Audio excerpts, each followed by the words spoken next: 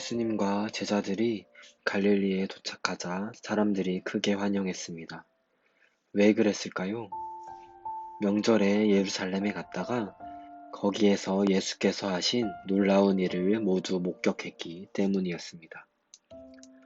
사람들의 만대 속에서 예수님의 이름은 다시 가나라는 지역으로 갔습니다. 이곳은 물을 포도주로 만든 이적이 일어난 곳이기도 했습니다. 그곳에 머물 때 누군가가 예수님을 향해 급하게 달려왔습니다. 갈릴리 분봉왕이던 헤롯 안디바의 신하였습니다. 예수님을 다급하게 부른 그는 울먹이며 이렇게 간청했습니다. 선생님, 제발 가버나움에 있는 우리 집에 오셔서 제 아들의 병을 고쳐주십시오. 아들이 다 죽어가고 있습니다.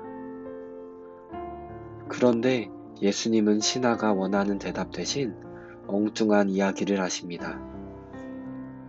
너희는 기적이나 신기한 일을 보지 않고서는 믿지 않는다. 예수님의 질책 같은 말씀에도 신하는 포기하지 않고 아들을 고쳐달라며 애원합니다.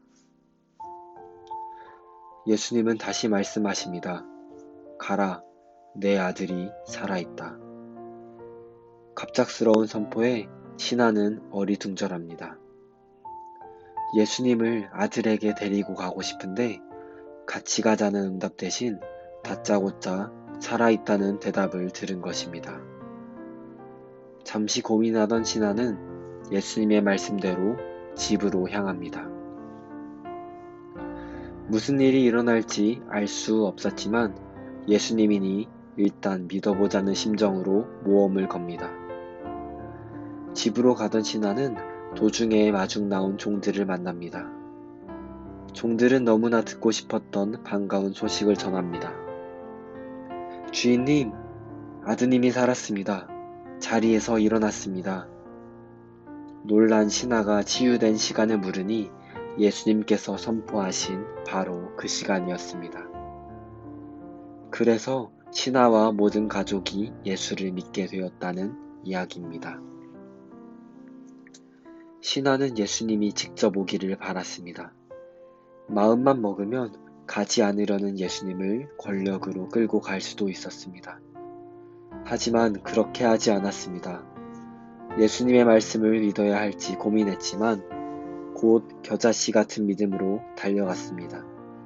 그 믿음에 하나님은 응답하셔서 기적의 주인공이 되게 하셨습니다. 사람들은 직접 봐야 믿을 수 있지 않겠냐고 이야기합니다. 하지만 예수님은 우리에게 말씀하십니다. 나를 보았기 때문에 믿느냐? 나를 보지 않고도 믿는 사람은 복이 있다. 왕의 신하처럼 작은 믿음일지라도 끝까지 응답하며 따르는 성도가 되기를 바랍니다.